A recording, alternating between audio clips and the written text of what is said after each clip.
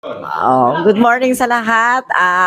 Una sa lahat, nagpapasalamat ako kay Kusalates dahil nagpadala siya ng mga maggugupit dito sa aming mga kabarangay. Kaya taos puso ang aking pasasalamat. At ang aking mga kabarangay ay nabigyan niya ng libreng gupit. Kaya maraming salamat Kusalates. At sa mga staff na naririto, magandang umaga din sa inyo.